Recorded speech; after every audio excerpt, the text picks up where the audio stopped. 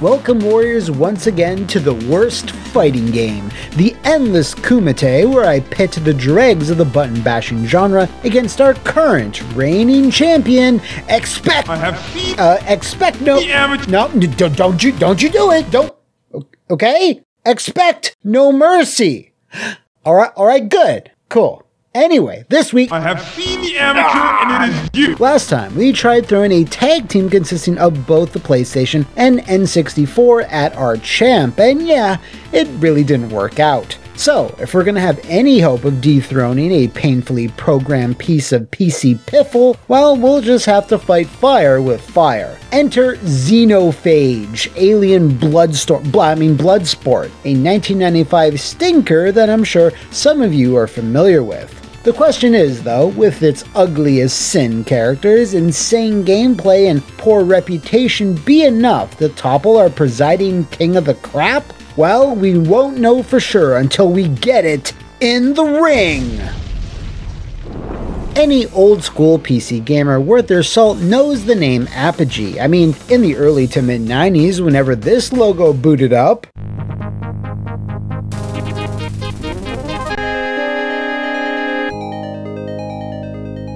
you knew you were gonna be in for a good time. Commander Keen, Duke Nukem, Crystal Caves, Monster Bash, Raptor, Call of the Shadows, Wolfenstein 3D, you may have heard of that one, the list goes on and on. While they collaborated with talented development teams like id Software, Terminal Reality, and Remedy, they sometimes published the games of lesser-known outfits, which in this case was Argo Games. They were a shareware company consisting of like 2 to 3 full-time employees and really didn't have a whole lot to show for themselves, unless some of you out there remember the unmemorable Night Raid. Apogee wanted to get into the button bashing business, which by 1994 had penetrated deep into the PC marketplace, with notable releases like Body Blows, One Must Fall, and a variety of solid ports. With all their other partners busy with other projects and Apogee themselves very occupied developing the third Duke Nukem, they reached out to Argo to put a fighting game together, and what you're currently seeing is the result. It did not review or sell very well. It is considered a bit of a black eye in Apogee and later 3D Realms' back catalog, especially when you compare it to all their other bangers. Funnily enough, 3D Realms made the game freeware back in 2006, which along with the game also contained a text file with some very choice and wise words from Xenophage's original programmer, Jason Blokowiak. We at Argo Games hadn't done a fighting game before, and neither had the folks at Apogee. We at Argo hadn't dealt with the ups and downs of outsourcing art content and learning how to manage that, including understanding when and if to pull everything in-house, is an art unto itself. All of that was a drain on the game and gameplay, but youthful optimism made us believe that we could kind of blunder our way through to a successful result by way of abundant effort. Now, reflecting back across all these years and all the projects I've been involved with then and since, I really believe that reasoned, rational project management is the cure for what has and continues to ail the games industry. Larger scope projects have amplified some of the issues that have been lurking for quite some time now. Know your strengths, know your limitations. Capitalize on your strengths, minimize the effect of your weaknesses. Be bold in your attempts, but understand your risk/reward choices. Wow, that's actually incredible insight. And who says you can't learn things watching the worst fighting game? You know, aside from most people.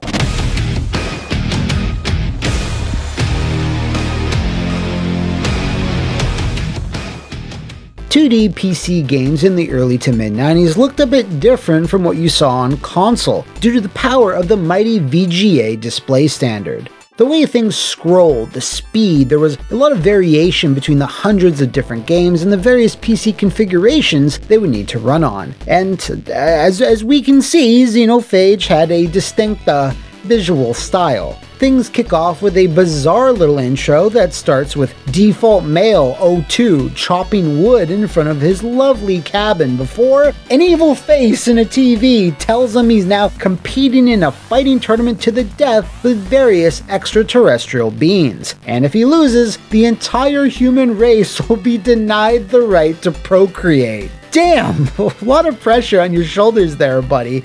Don't choke. The other contestants are also fighting for the continued existence of their own race, including this random salary woman, who I assume is also from Earth? Oh, why does our shithole of a planet get 2 chances, but nobody else does? That's unfair. Boo! Listen, this intro is definitely lacking a little in the production department. It's stilted, awkward, and default male 02's line reading here is room-esque levels of delivery. Menus are fairly bland and basic, but they at least lean into the futuristic sci-fi vibe the game is going for. When you actually start playing it though, there's obviously a lot to take in. It goes without saying, but I'm gonna say it anyway. Why the hell are there sprites this goddamn big?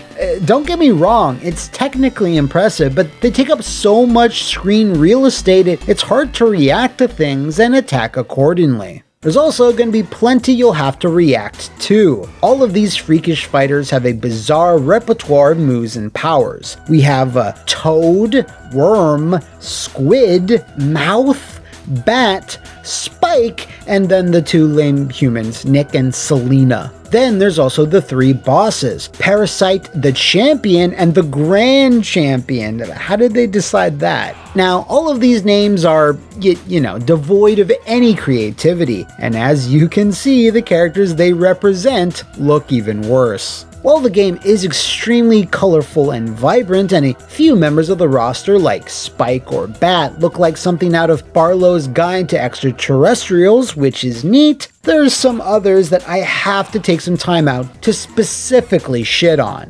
First up, Worm, who, yeah, I'm thinking the same thing you are. He is just 4 blue fleshlights duct taped together, and that's it. The 2 humans are so stock and boring that my eyes just glaze over whenever they're on screen. And then there's Squid, who looks like if Patrick Starfish melted in the sun and then put on a colonial pilgrim outfit. Him or they or whatever just might be one of the worst characters I've ever seen in a fighting game, or hell, a video game in general. I guess to be in line with the size of the characters, the backgrounds are similarly massive, but the way they scroll along with the action is so visually distracting. It's like mini screen tearing crisscrossing over everything. What's just as bad is that a lot of the stages feel like illustrated backdrops with no real sense of weight or actually being there. Now, I will point out that the stupid evil face on the wall said that this was all happening in front of holographic projections of each fighter's homeworld, but I'm choosing to ignore that in my complaint. I mean, any random episode of TNG that featured the holodeck looked better than this. It also doesn't help that each fighter's shadow casts backwards and across each stage, like they're performing in front of a literal painted wall instead of being placed on the floor, like in literally every other fighting game ever made since the dawn of time. Moving on from the visuals, because I really want to, we have the music. Now, this is a curious case because the soundtrack is composed by apogee regular Bobby Prince, who is chiefly responsible for what you hear in Commander Keen, Blake Stone. Look, the guy's a legend, but this certainly isn't his best work. It just lacks a certain oomph or tempo, and honestly, really doesn't match the game's style or theme, in my opinion.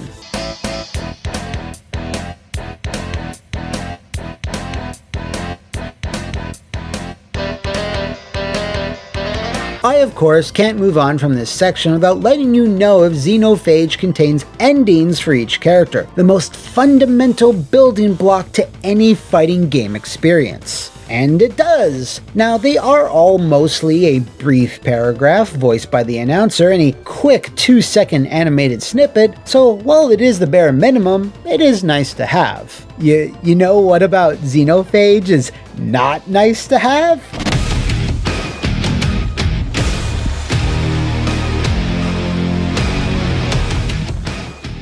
So as I stated earlier, the camera is too damn close to the screen, and the sprites are such big huge bastards that it makes the game hard to play, and everyone hates it, right? Well, Xenophage does have a way to mitigate this, which is buried in the options screen, and it actually does help the gameplay feel a bit, I don't know, normal? By turning off the camera zoom, you get a static view of the action, which lets you recognize incoming attacks better, which then leads to some semblance of sanity. Even with this positive, robust change, as we can see, the sprites are now maybe a bit too small? Could they not have figured out a happy medium here? Gameplay and mechanics are pretty basic, but they're functional enough. There's a 4-button setup split between weak and strong attacks. Every weirdo has a few special moves that are mostly done via MK-style button taps or traditional command motions, and you can even perform some pretty decent combos complete with a scoring system. Hell, there's even special moves which act as combo finishers, so there's a sprinkling of KI in there to boot. It's the mid-90s, and you know what that means. There's also some options to Finish him. Once your opponent is near death and the screen starts to flash red, that's your cue to input a command which will result in your character's move.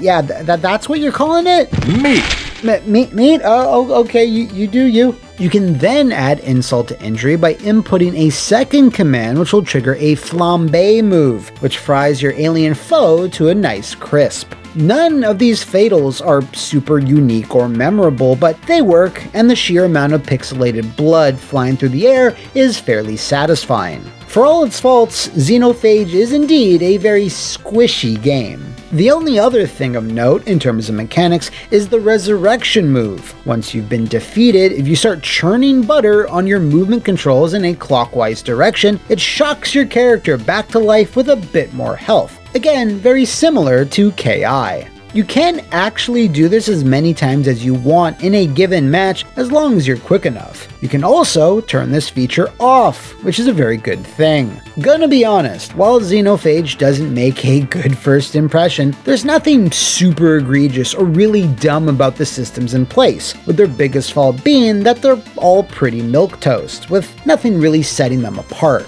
It's the available modes, though, that are a bit more interesting. There's a training option, which is appreciated, but it's useless, because it features one of these fucking clown balloons you punched at parties when you were 6. This dummy can't be turned off or replaced with any members of the roster, and this is an issue because the dummy always hits you back with a nigh invincible counter hit, which leads to a hard knockdown.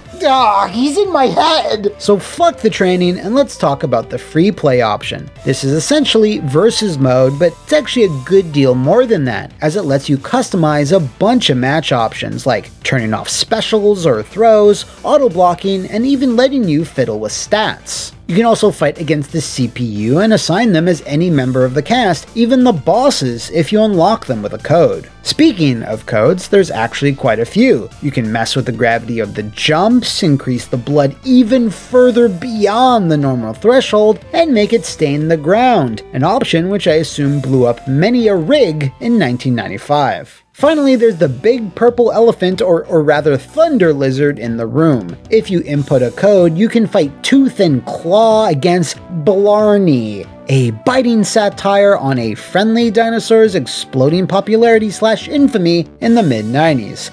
Yeah, timeless stuff here. So even though Argo games were obviously under duress during this tight deadline and needed to outsource art and models to another studio, they were still able to squeeze a few good modes and extras in there, so that part wound up pretty solid. Which is more than what I can say about the...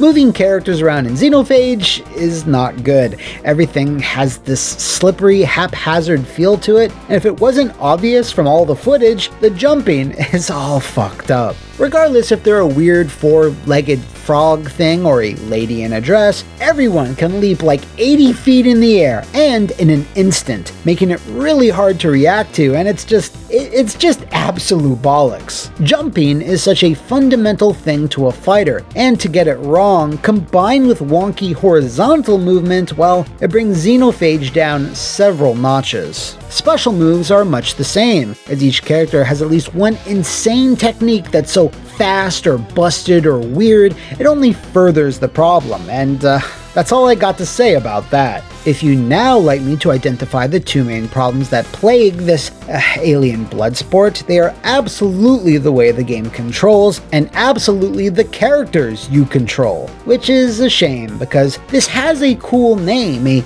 decent concept, colorful graphics, the apogee backing, but does it have the moist stink, the gushy mush needed to dethrone Expect No Mercy? Let's find out. No, it doesn't. While Xenophage's controls and feel are its worst feature, followed quickly by Squid's everything, you can definitely tell that some work at least went into this project. The detailed backgrounds, the combos, the wealth of options and secrets. Argo wanted to make a good fighting game here, they just didn't have the experience or the time to truly deliver on that. So, I can't in good conscience place this much higher than the, the ever-popular fairly stinky tier, where only the coolest fighting games come for chill, relaxing vibes. So, despite their best efforts, the galactic clowns of Xenophage, and I'm not even referencing this guy here, couldn't quite take down the Dollar Tree martial artists of Expect No Mercy, so it will continue clutching its crap-encrusted crown for another day. And if you know of any other button bashers deserving enough to have a go in our ring, do let me know in the comments below, or sound the battle gong over on my Twitter. So until then, warriors, I'll see you next time on the worst fighting game.